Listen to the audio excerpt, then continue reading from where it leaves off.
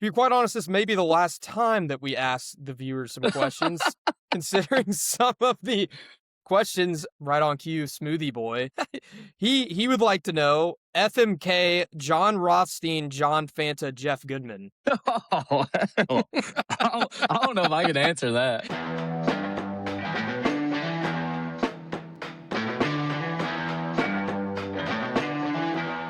All right, and we're live, episode 8, not top 25, here from the Chesterfield basement on a freezing day in Nashville, but nonetheless, still a special day. It is the Monday, the day after the selection show. We finally have brackets in hand. Keaton, how are we feeling, brother? I'm literally shaking with excitement for this episode, man. I can't wait to get into all the regions and just what each team entails, and I'm interested to hear your takes. Yeah, man, a few bullet notes before we get into the heart of the field. What a weekend this was in Nashville. We were supposed to record yesterday right after the show came to conclusion, but to be transparent with the viewers at home, it was quite the bendy. So maybe not the most stimulating conversation of ball knowledge yesterday if we would have recorded. I know you were traveling back home from Paducah as well. Long weekend for you, but still a blast in Nashville. Got to meet a lot of the great SEC fans, a lot of characters out there in this conference, and glad we got to finally, have some in-person interaction with some of the people. Yeah, we got to interview quite a bit of SEC basketball fans as well as the Tennessee State Tigers. So shout out to those guys. Shout out to Nolan Smith. Wish them the best of luck in their game. Yeah, 100%. There's multiple teams from Nashville in the NCAA tournament, and That's right. shout out to the Tennessee State Tigers for giving us the time of the day. Some other bullet notes. I believe that we officially have come across the not top 25 curse. Would you like to hear where I got this from? Go ahead and enlighten me on this because I have no clue where you're going with this, man. So a few things happened this past weekend. Let's just say I was out on Broadway and decided to post a few things on our story, with one of them being is DJ Wagner, the quote, most ass number one recruit in the history of college basketball. He ends up having a great championship game on Sunday, getting Nice. flowers from everyone, especially from Coach Cal. I put out something about Aiden Holloway. I'd be remiss if I didn't mention that. Oh my God, I didn't even think about that. Yeah, Oh, wow. Now Aiden Holloway is been charged with possession of marijuana. It's another ongoing investigation for the Alabama basketball program. Don't want to talk too much in that. Hope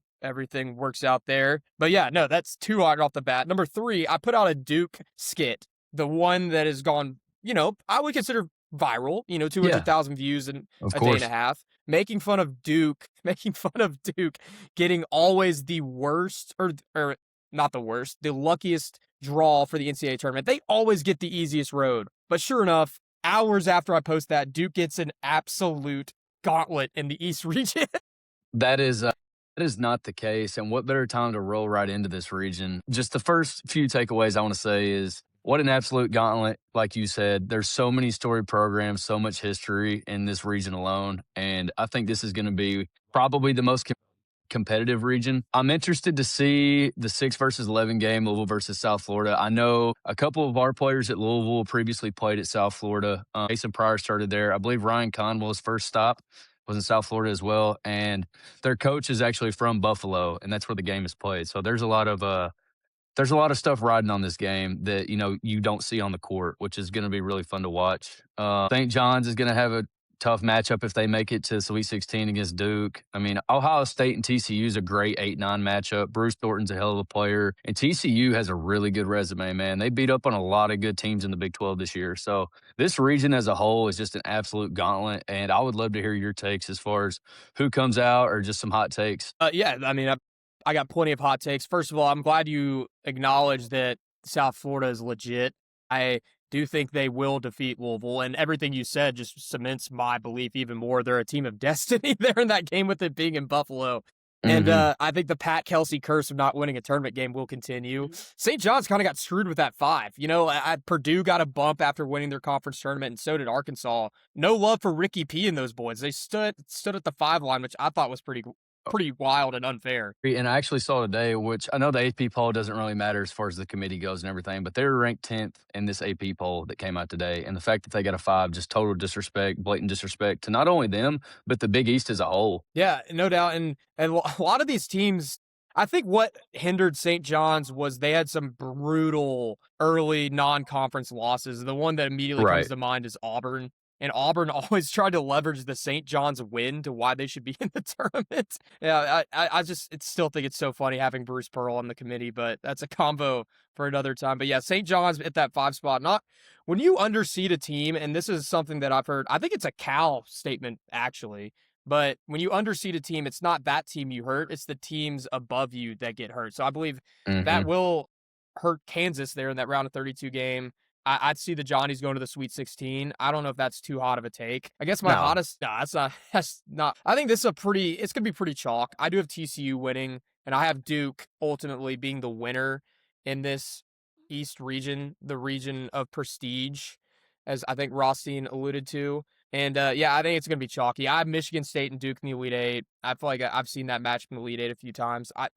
There's a hot take. I think Michigan State beats UConn, but nonetheless, Okay. Duke. Either way, if it's Duke or excuse me, if it's UConn or Michigan State, Duke will still be going to Indianapolis. Okay, I'm gonna go a little bit different direction with that, to be honest. I think you're right about this being probably the chalkiest region. I think the 1 and 2 are gonna come out to the Elite Eight.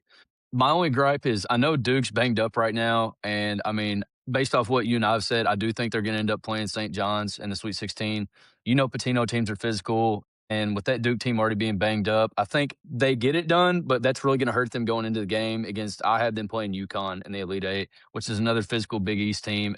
I think Hurley is just a hell of a coach. He knows how to coach in these do or die games. They're late in the season, late in a tournament run. So I'm taking UConn to come out of the East. Wow. Okay, so you're taking UConn over Duke. Yeah, in the Elite Eight. That's quite the take there. I mean, sure, Duke's a little bit banged up, but at the end of the day, I think if you have the best player on the court in the tournament, that really carries a lot of weight, and they have the best player in college basketball. So it's and some great pieces around them. So it'd be hard to see any of those teams, especially UConn. They were on the one line, slipped a couple, and after seeing clips of the Big East championship game, I mean, they're very beatable. This is not the UConn teams of a couple years ago. I just don't think they match up well with Duke, and I do think this is Duke's region to lose. Well, like you said, it's going to be a chalky one. We can agree to disagree on that one. My sleeper coming out of this region is South Florida. I mean, we've already talked about it. That game in Buffalo is pretty much destiny for them. Pat Kelsey hasn't proven that he can win a tournament game, so I think they have a very high probability of beating Louisville in the round of 64. And then also they're athletic. They have athletic bigs. They have good guards. I wouldn't be surprised if they gave Michigan State a tough game and ultimately moved on to the Sweet 16. Yeah, I mean, this region though, like look at the coaches in here. You got Shire, Hmm. Early, Self, Izzo. Izzo, goodness gracious, Mick Cronin. But Kansas, I feel like, has gone under the radar in this region. No one's talking about Kansas at all. Yeah. I mean, they've got a great team. If Jaron Peterson plays, then I think that ups their probability of, going to a Sweet 16. But I mean, that round of 32 game against a St. John's team who just came off a Big East Conference championship, I don't like their odds. I really don't. And I mean, I know this is quote unquote probably going to be Sells last year, but I mean, I just don't know if he's going to make it that far, man. I really don't. I think the Johnnies are rolling. The Johnnies are rolling. Duke for me, UConn for you, coming Hmm. out of the East. That's right. Let's move on to the South region where I think there's going to be a lot of shakeup here. I And a do lot of people too. have this be. I've seen a lot of people calling this one chalky. Everyone wants to see the rematch of the national championship from a year ago, which as a fan, I'm sure will be great. I still am going to stand on the take that Florida loses in the round of 32. Purely the defending champ pressure with the Clemson Tigers going to the Sweet 16. How about that one? Okay. I've watched Clemson actually play quite a few games this year. They're competitive against good teams. They had a close game against BYU. They played us close. They played UNC close. They played all the ranked matchups that they've had on their schedule very close. So I don't hate that take, but I'm going to have to disagree with you. I think Florida has a fairly easy shot to get to the Elite Eight. Um, Nebraska and the Vandy, that 5 versus 12, 4 versus 13 games are what I'm looking at as far as an upset. I'm picking McNeese to make a run, man. I know Vandy just came off an SEC title appearance, but McNeese statistically plays the number one defense in the country. They guard you from the time you get the ball on the inbound until you take a shot.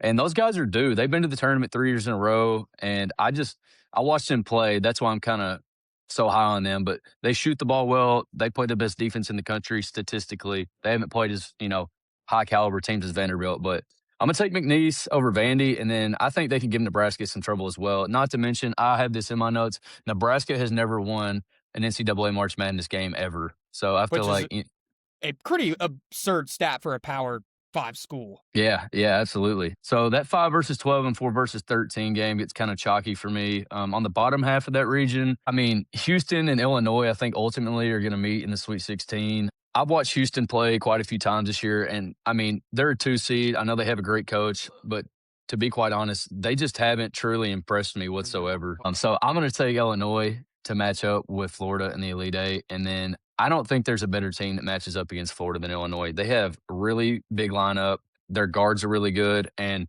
my thing with Florida is I think ultimately they're going to run into a game when their guards don't show up, which is what the question has been for them all year. So I'm going to take Illinois over Florida in the Elite Eight. So you'd be Illini. So you are really veering away from the 1 seeds here and from these first 2 regions, which, respect to you, the Illinois pick, I'm going to disagree with you on that one purely because the Big Ten is such a fraudulent conference to me in March. Tell me the last time a Big Ten team cut down the nets. I don't know, but I mean, they've given y'all some troubles in the past. I mean, they can get to the Final Four. I don't think there's a question about that. But the Big Ten, as in Kentucky's giving us trouble? Yeah, Wisconsin. I mean, besides Wisconsin, yeah, they can get to the Final Four, but Michigan State was the last Big Ten team to cut down the nets in 2000, which is ridiculous for how many good teams they've had. Look, I'd never trust the Big Ten. It's a very unathletic conference. They finally meet athletic teams that put pressure on them. Illinois, I believe, is one of the. I do think they'll get to the Sweet 16, but when they face a team like Houston that will get up in their grill 40 minutes, I think the Visich brothers and all those foreign guys will shred like glass or just fold like a lawn chair. And I think this is Houston's. This is banking on my Florida feel of them losing the round of 32. Once that happens, it's Houston's region to lose. And I always love the national runner-ups in the year after. I mean, we saw it with North Carolina in 2017, getting back to the title game. Kentucky got back to the Final Four in 2015 after losing in 2014. You can keep going, man. Louisville in 2012, and then they won in 2013. Yeah, I got to the Final Four, and then, I always respect Final Four experience because, I mean, it takes a lot to get out of your region at the end of the day. True. And Houston has done that. Well, I was really back and forth on that game because I did have them meeting in the Sweet 16. My only gripe with Houston is I've seen them shoot themselves out of close games all year long, and I'm just afraid that they're going to get down in a situation versus a team like Illinois, who has just as good guards, in my opinion. I mean, Keaton Wagler's up there with Kingston Flemings as one of the best freshman point guards. I just personally think it's kind of a coin toss. I'm going to take Illinois just because I think their bigs are a little bit better. But I will say this about Houston. Those kids will die for Kelvin Sampson, and they will claw tooth and nail to get back to that national championship game. So it would not surprise me if they come out of this region. Something I want to pick your brain on here. You Vandy losing to McNeese State. Is that anything to do with one Amir or a Khan? Is that just a vibe pick? You know, he's back at McNeese State. I didn't know that. I thought he followed Will Wade to NC State. Guess he hated it and transferred back home. No, I don't think they threw him any NIL bread, so I think he was kind of forced to stay at McNeese. But it is a field pick just because I watched them in their conference tournament against Stephen F. Austin. They played lights out. They shot the ball well. I think they forced like double-digit turnovers. Like they're a scrappy team full of guys from like New Orleans and Baton Rouge, and I think they got what it takes to get up in Vandy's grill and give them a lot of troubles. Vandy's favored by 11.5. I mean, if anything, I would take McNeese plus the points, honestly.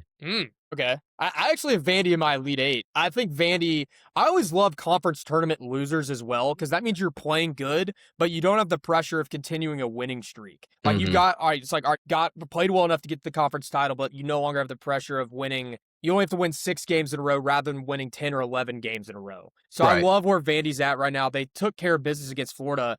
And in a realistic world and not in my crazy brain where at times you got to pick something crazy to win your bracket competitions, and this is my crazy pick. And if we're being honest, there's a strong chance Florida will be in the Sweet 16. Vandy gave them the belt on Saturday, dude. I would not want to see Vandy again if I'm Todd Golden and those boys. No, they're hot right now. I mean, Florida's great, but that kind of goes back to my point I said earlier. They're going to come up. Their guards are going to come up short one game in this tournament. And that's been the question for them all year long is, can their guards get it done? Do they have enough? Like, nobody's ever questioned their front court with Condon and Hauk. Like, those guys aren't the problem. it's going to be Xavier Lee either shooting them out of a game or Boogie Fland just making stupid mistakes. I Yeah. wouldn't be surprised if they didn't come out of this region, but we'll see. Yeah, and one thing I'd like to add on the Xavier Lee Boogie Flan factors, think about this one. Arkansas made their run in the NCAA tournament last year. Boogie Flan was on the pine with an injury. This is his first time in the dance. He has Hmm. no March experience. I believe he might have played in that Sweet 16 game, but they lost. So that's something, food for thought. Also, Xavier Lee, kid was playing Ivy League ball a year ago. I've never watched an Ivy League basketball game on national television because I don't think it's on national television. Now we'll Right. have millions upon millions of people watching him. He doesn't seem like one that would shy away from the light, but also that may be a bad thing because he's going to have the ultimate green light in his head, taking the ball away from Condon, taking the ball away from Thomas Houck. So there is a strong world where those two shoot Florida out of the game in their first time in this big of a spotlight, where in reality they need to just feed the well, dude. They got some beasts down low. They're like the Monstars of white guys. Yeah. They're like the AAU team that you played as a kid, especially in Kentucky. This one will really hit home to you Kentucky people. Play like the Eastern Kentucky kids who got held back like 2 years, and they're just big old corn-fed white guys you're playing against as like 17-year-olds when you're 12, and you're like, how am I supposed to compete against this? That's how I Hmm. view this Florida team. Okay, so you got Florida going out pretty early, and then you're I taking do. Houston to go to the Final Four. Yes, Florida, Houston, Kelvin Sampson will be back in the Final Four in Indianapolis, getting their lick back from the 2021 Final Four where they got belt by Baylor in Indianapolis. They'll be back. They'll be back. Okay. Let's move on to the West. Let's do it. This one is a very interesting one to me just because I think one of these higher seed teams could really make a run. Wisconsin and Arkansas, if that ends up being the round of 32 matchup, that will be one of the best games all tournament long. Wisconsin has proven themselves as a giant slayer. They've taken down the top 4 seeds in the Big Ten. Some of them they've beaten twice. And Arkansas is coming in hot. I mean, Acuff's been hooping. They just came off an SEC tournament win. So I'm really excited about this bracket. I think Arizona is the best team in the country. So I'm going to take them to come out of this region, but I will say it would not surprise me if Wisconsin slayed the Giant once again in the Sweet 16. And I, and just let alone like the star power in this region. You got Koa Pete, you got Darius Acuff, you got DeBansta, you got Graham Ek from Gonzaga, you got Braden Smith. Like there's a lot of stars in this region, and I'm excited to see who comes out on top. What are your yeah. thoughts? Yes, this is definitely the region of star power. I Hmm. agree with everything you said, but I disagree with the idea that Arizona would struggle with Wisconsin. I think Arizona is going to coast through this region, actually. My craziest take is I would not be surprised. I think Arkansas will win, but I would not be surprised if Hawaii gives them an absolute game and it goes into overtime. Arkansas playing all the way out there in Portland, playing a team on the West Coast, playing a game I'm looking at 3:25 p.m. Just kind of, a game that's going to go under the radar. No one's really going to be paying attention. This is how all those like Calipari tournament games where Kentucky would struggle would be.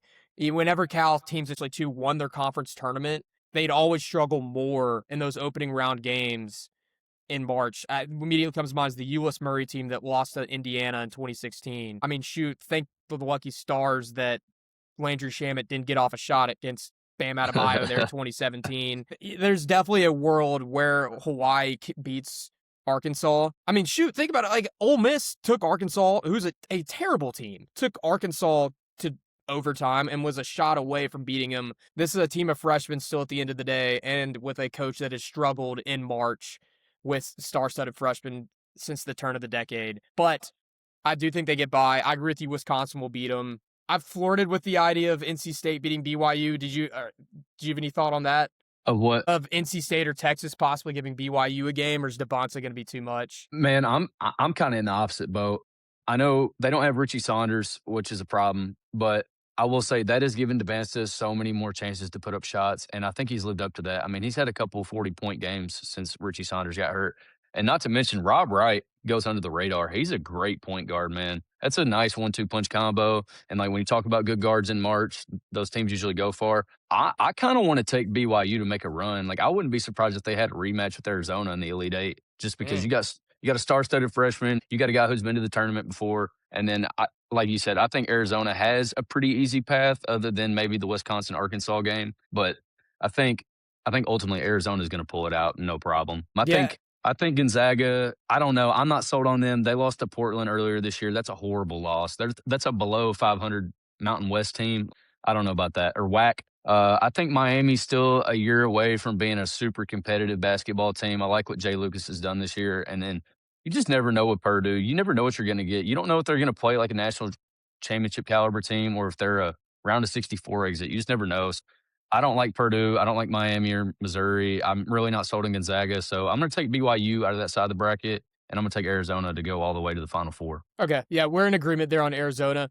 The BYU take's fascinating to me. I think Gonzaga, even though they did let a couple slip, I mean, shoot, dude, all these teams have let one slip. Think about Florida losing to Auburn. Once again, Auburn getting a mention. I mean, UConn lost to a horrific Marquette team. Stuff happens, right? As long as it doesn't happen in the tournament. I got a chalky Elite Eight. I think Purdue is good enough to get into the Elite Eight. Keep in mind, this is the same Purdue bunch that was an inbounds play away from going to OT with Houston last year. Right, right. A same core group of guys that was in the national title game in 2024 with Zach Edey, but they won't be able to. That chemistry and that experience can take you so far, and Arizona will be going to the Final Four. I'm in the same boat as you. Also, I just can never see Purdue winning a national title. Yeah, me either. They're like if Oregon football was 100 times less cool. That's what Purdue basketball is. Where like I can never see Oregon football winning a national title. Yeah, they're Oregon with some bad jerseys. Yeah. I want to roll down to the Midwest. We've been talking about how chalky it is for the one seeds. I think Michigan has the absolute cakewalk to the Elite Eight, man. Georgia versus St. Louis. I don't think St. Louis is as good as they've been ranked all year. They've lost some questionable games. They didn't beat Dayton at all this year, who was the top team in their conference. I think Georgia's a great SEC team, but I don't think they can even compete with Michigan. Texas Tech without JT Toppin, I just don't think they have the firepower there to even compete with Michigan. And then obviously Aiden Hollowell having to step away from the team is a detrimental loss to Bama. So I think Michigan has a clear cut path to the Elite Eight. So I'm going to take them out of that side of the region. And then I'm interested to see what happens with who Tennessee gets matched up with. If I'm them, I'm praying for Miami of Ohio. I don't think that's going to happen. But another team I'm not really sold on is Virginia. The thing with Virginia is they've had some really close calls with some bad teams this year. Like they got forced into a double overtime game with Notre Dame, who was terrible. And then they also only beat Florida State by 3, like at the end of February. So I'm not completely sold on them at the 3 line. I think they're subject to upset. And Kentucky, Santa Clara, I'll let you handle that one. I really don't have an opinion on that one. Santa Clara's under the radar, but I think y'all are a good enough team to get it done in the round of 64. And then Iowa State's good, but I honestly have not watched them that much, so I don't have much of an opinion on them either. So I'd love to hear your thoughts. I mean, from a Kentucky standpoint, I thought you couldn't have asked for a better draw considering your options. I think because some of the SEC teams were on the 10 line, you couldn't get Purdue, which I would have wanted the most, because I think Kentucky matches up well with them. But I guess I'll take Iowa State. I still don't think there's a world where Kentucky wins. I think there's a chance that Santa Clara, more than a chance actually, I have Santa Clara winning that game in my bracket, but that's just me being pessimistic as always. Mm-hmm. I disagree with you on Virginia. I like Virginia. I can't believe I'm saying this, but UConn Onyenso is kind of shaping his way into being a, great college player and can cement his name amongst March legends. I mean, dude, he's one of the best rim protectors. I remember playing for Kentucky in the past 10 years. And you think about all those bigs that have gone through Kentucky. That's a tribute to him. And now he's a senior balling out. I'm happy for him. Tennessee is just always Mickey to me in March. Rick Barnes' teams are never built for March, man. They'll beat you up in a street fight, but at the end of the day, they're never built to win a national title. You say that, but they've gone to Elite Eight the past 2 years, and I think they're going to do it again this year. I think they come out of here and play Michigan. Okay, but what makes you think that a team like Tennessee can beat Iowa State? Is it Nate Ament? Is it Ament? I think they have great guards. I think Gillespie and Boswell play great defense. They can shoot the ball well. Yeah, you mentioned Nate Ament. I mean, he's gotten better progressively over the entire year. And I think he's one of those guys that doesn't get enough recognition when you talk about this freshman class, but is right there with the best of them and all the big names in it. I think Rick Barnes' team is built for March. I know they've never been to a Final Four. I don't think this is the year they get to one, but I could totally see them playing Michigan in the Elite Eight game. And I'm not sold on Virginia, man. Other than DeRitter, I really don't think they're that good. I don't think their guards are that good, and I'm not sold on them yet. Yeah. My biggest upset of the tournament is actually in this region. I have Hofstra going past Alabama. Yeah. I I do. mean, after the news today, man, yeah, I mean, it's even more subject to an upset for those guys. I saw Ryan Hammer, shout out to Ryan Hammer. He posted a lot of good stuff on social media about college basketball. He also took Hofstra to upset Bama, so I could totally see it happening. Yeah, and we talked about this before the show a little bit. The public is heavy on Akron beating Texas Tech. I'm not there. I love fading the public too, which kind of makes me feel good about Kentucky, not going to lie, with how many people are picking Santa Clara. But back to the point, Christian Anderson's too much of a dog. That's not going to happen. I agree. What? I agree. But the ultimate blow to them is losing JT Top. And I really think they could make a case for an Elite Eight run, maybe even a Final Four. But him being out just limits so many of their options on offense and defense. Yeah, I think so. I'm now looking at my Elite Eight here in this region. Somewhat chalky, except you have Texas Tech instead of Bama there filling in. I have Virginia actually going to my Elite Eight with them facing Michigan, and Michigan ultimately cutting down the nets and going to the Final Four to join their fellow one seeds and Houston. Who do you have coming out of this region? I've got Michigan. I've got the 2 1 seeds. I've got the Midwest 1 seed and the West 1 seed coming out, Arizona and Michigan. And then out of the South, I've got the Fighting Illini. And then out of the East, I've got UConn. So I've got a 2 seed, a 3 seed, and 2 1 seeds. All right. So now let's look forward to Indianapolis. You got Duke, Go ahead. or your case, UConn. Go ahead and run through yours, and then I'll tell you mine. Yeah, so I got Duke, who will be playing Houston, and then I have Arizona, who will be facing Michigan. What a great game that will be. But Mm-hmm. something to keep in mind, West Coast teams do not win in March, and teams that have red also don't win in March. So I think it's going to be a Michigan-Duke national championship game, and that game we saw in D.C. less than a month ago just felt like a national championship preview. There was something about that game that just felt right, and I believe we're going to get a round two. And I've been saying all year it's Duke, and then I kind of just chewed it up and came to the realization I can't pick Duke, man. I can't be cheering for them at the end because I'm going to be in bracket competitions trying to win some money, man. I can't be cheering for a team I loathe the existence of. So Michigan will be cutting down the nets. I don't hate it. I don't hate it. I'm on the contrary of that take, though. Obviously, I've got UConn and Illinois on that side of the bracket, and then I've got Michigan and Arizona on the other side. I think Danny Hurley's been there before. He's not new to this. I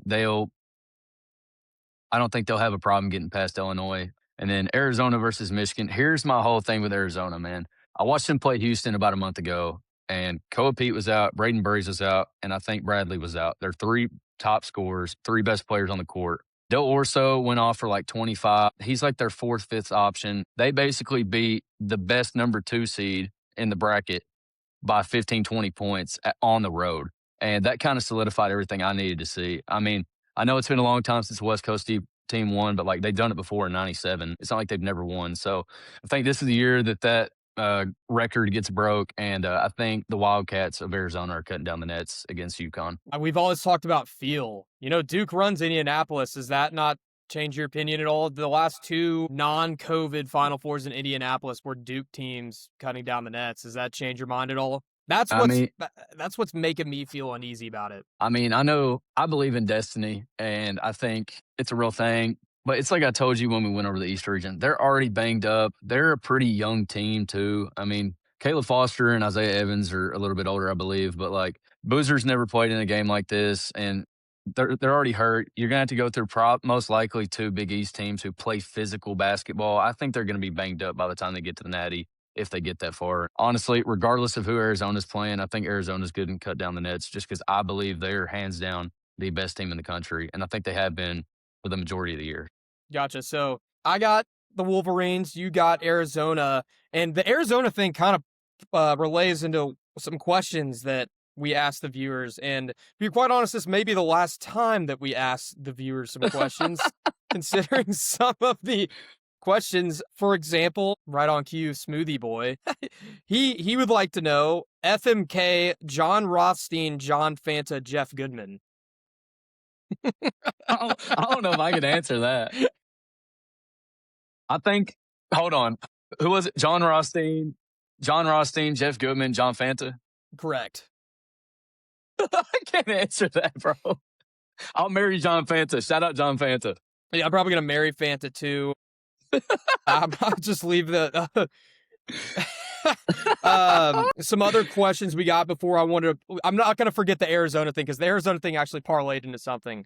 It was also question or hot take. Another question was, or excuse me, a take. Trey gets 0 women. I mean, Ouch.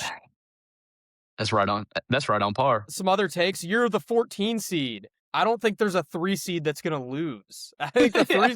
the 3 line's strong as hell. You think Yeah. Izzo's gonna lose to a 14? I don't know. Wright State might give Virginia a run for their money. That's the one. Okay, that's especially with how far I have Virginia going, that would be the one that would ultimately nut tap me. Mm. Looking down the line, we have what 12 to 13 seed has the highest probability of making it to the Sweet 16? That's interesting. I'm just gonna run through a few of them. Northern Iowa out of the MVC, they shouldn't even be here. Like they were like the 4 or 5 or 6 seed in MVC. I don't think they stand a chance. California Baptist, I just don't think they have what it takes to get past Bill Self coach team. High Point is a team that's very interesting. I know they have a guy. They might have the next Jack Golke. They have a guy on their team. I cannot remember his name, but he's taken 4 2-point field goal attempts this year, and he's taken like 200 3-point field goal attempts. Wisconsin's not even favored by double digits, which kind of concerns me as well. So High Point might be a team to look out for. And then Hofstra, like you said, I mean, with all the stuff that's happened behind the scenes and off the court with Bama, Hofstra might be a team to make a run. Yeah, I was gonna say Hofstra just due to the Bama draw. I think this Bama team is just not built for March, man. They've just been a roller coaster of emotion and just controversy this year. I was They going to have say been they've had so many off the court problems with Betty Yaku, and then obviously the stuff that just transpired. Yeah, I agree with you. And look, I still love Texas Tech, but sure, there's definitely a world where, even though I don't think it will happen, there's a world where Akron wins. So Hofstra would be playing a Akron team that is, I don't think, capable of winning 2 in a row in this tournament, even as a Cinderella. So I do think Hofstra has the best chance of getting to the Sweet 16. I still can't get over I'm looking at these threes. Dude, these threes, this is a deep year in March. We always been talking about how top heavy it is, and yes, the top 4 stand out. But boy, I mean, Illinois, great team. The other threes, I'm looking here.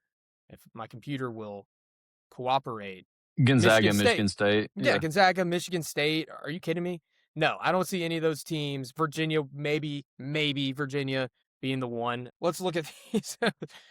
We just got the text machine just blew up. Well, here's another take we got.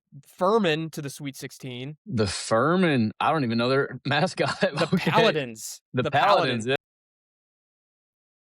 Like Furman's made it to the Sweet 16 somewhat. Oh no, Furman, yes. Furman, the Virginia debacle a few years ago with throwing the Yeah. ball in the air. Yeah. Piggies, are you serious? Yeah. Going back to go ahead. I'm sorry. No, Furman's not going to beat UConn. No, No, no, not at no all. chance. Not at all. Another team that we didn't really mention, but I think could do some damage. It would obviously mess with my predictions, but I think UCLA really could. As much as a laughingstock McCurnan can be, they've been balling, and Donovan Dent has been hooping. Man, he's Yeah. legit. He's legit. I mean, they took down Illinois on that buzzer beater, so I mean they've proven that they can beat good teams, and I wouldn't be surprised if they made a little run. But ultimately, like I said, I'm gonna take UConn out of this region. So Okay. So the main question I wanted to ask you, and you have Arizona cutting down the nets. Who do you think, it could be a coach or a team, has the most to prove this March Madness? And I think it is Tommy Lloyd. Think about it. man, Tommy Lloyd has not gotten past the Sweet 16. He's had some great teams. He has his best team ever. He needs to get to the Final Four. And if he doesn't, it is a indictment on his coaching. I'm sorry, that's harsh, but it is.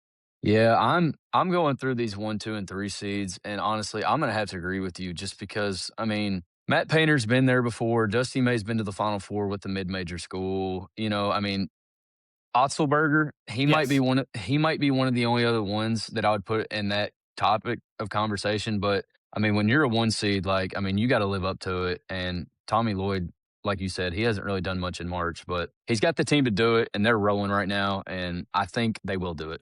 But I would agree with you. I think Tommy Lloyd has the most to prove. Another Other name. other than him is Pat Kelsey. Pat Kelsey has something to prove. He has not won a tournament game yet. He's been there 3 years in a row. This will be his 4th year. He has to get a tournament win if he's a coach at Louisville. I mean, like, that's a historic program. You have to get past at least the round 32, man. Like, you've got the guys. You've got a draft lottery pick. You've got a top 5 shooting guard in probably all of college basketball right now. You got to win.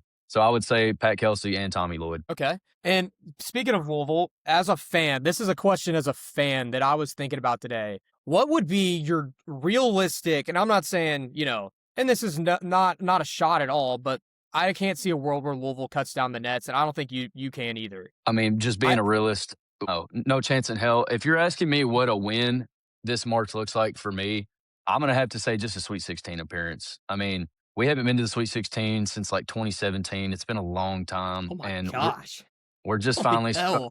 we're just now starting to get the ball rolling again. There's a lot of hype behind the program, and I just think we need a Sweet 16 appearance, and I think we would start us off on the right foot for next season, going into next season. Yeah, that's fair. In my shoes on the Kentucky side of things, I would say the realistic dream scenario would be honestly the Elite Eight. There's a road there.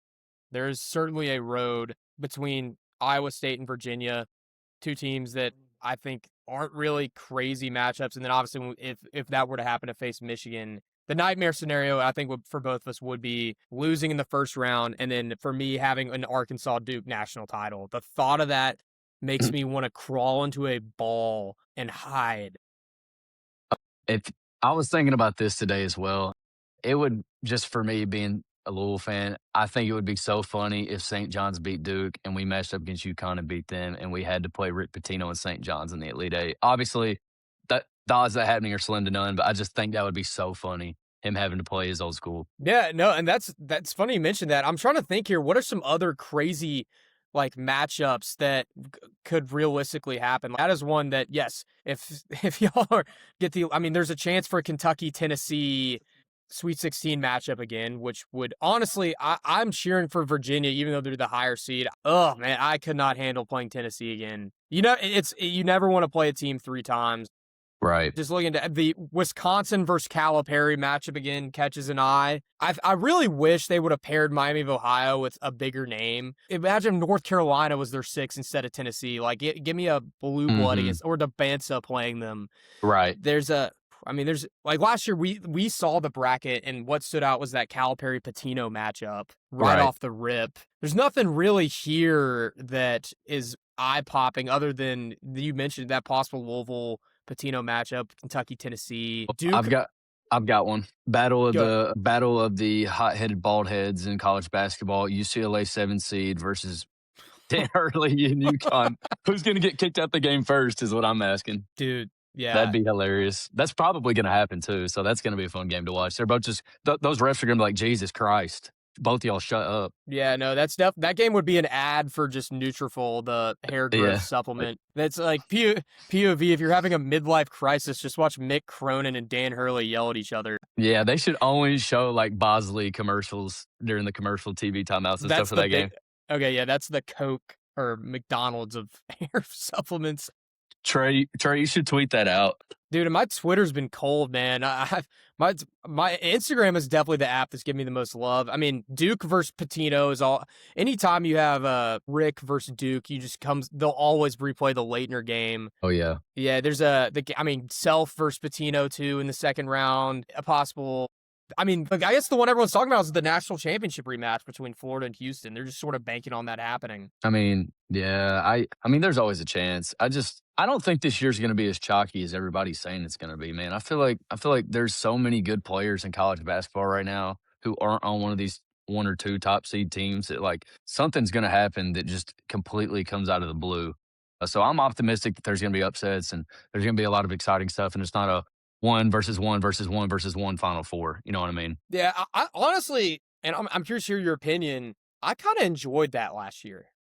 I'll admit it. I enjoyed having a Final Four of the 4 best teams compared to 2 years prior when it was the most BS hodgepodge group of rejects thrown together in the Final Four in the weirdest college basketball season ever. You remember that? The UConn Miami. Yeah, it's San Diego State and FAU year. Yeah. I mean, it was cool and all, but like I wasn't really curious. I want to see. Well, I will say, I think you growing up playing basketball and stuff like that, you have a deeper appreciation for like the really, really good teams in the sport and stuff like that and wanting to see the best matchups. But me, like, dude, I'm all about the animosity. It's madness. It's madness for a reason. Like, I want to see upsets. I want to see buzzer beaters. I want to see things that nobody even saw coming. Me personally, I don't think it'll be as chalky, and I'm optimistic of that and hopeful of that. But I mean, it could totally be the case where it is just chalk, just straight chalk. So who knows? And I think in the transfer portal world, we'll see more and more chalk. I mean, shoot, the college football playoff wasn't chalk. We saw an 11 seed get to the national title. But granted, I Mhm. will say those football is different. That might have been the best two teams. Whereas you're not going to see let's say a 4 seed be the second best team in the country. Like Arkansas is a really good team, and they're a 4 seed. Mhm. But it's Michigan, Arizona, and Duke's tournament to lose. Yeah. I mean, I agree wholeheartedly with that statement. Where But the reason I'm that's why it's March, baby, though. That's yeah. why it's March. The stand on, dude. If it happens, I will go. You know, what, yeah. Let's should we throw out a couple Carson Beck ass tattoo type of takes to close things out here? Man, if you're feeling it, I don't feel comfortable enough with any of these games to throw one of All them right, out let's there. just do one between me and you. I think let's say loser, but between Kentucky and Louisville. Whatever team advances farther in the tournament, the other person has to post a photo on their main Instagram of them decked out in the other team's gear. So if Louisville advances farther than Kentucky, I will post a photo of me decked out in card gear, throwing up the L. And if Kentucky wins, you have to post decked out in blue. You make that deal? Yeah. That's an appropriate wager as well, in my opinion. Yeah, I'll take that. I mean, y'all are a 7, we're a 6. Like, we're both subject to upsets. I mean, yeah, why not? Okay, fair enough. Why A not? deal's a deal. And if we both lose in the round of 64, we have to make a day in the life video. Yeah. Or as Joe said, we got to go streaking down Broadway. Man, do you have any last words or anything like that you want to go over? Yeah, no, it's just the best time of the year. You know, I was kind of being whiny last episode and saying I wasn't looking forward to it, but now that the selection shows out and the buzz is surrounding the country, it really is the best time of the year. And to be a little bit sentimental, Coach K, he did say something great, and by saying that this is the only thing that unites our country together, that in athletics or in anything for that matter, that like all for 1 month of the year, everyone is just talking about college basketball, and it's awesome. That's true. Coming from a military guy too, so he knows the most, you know. All right.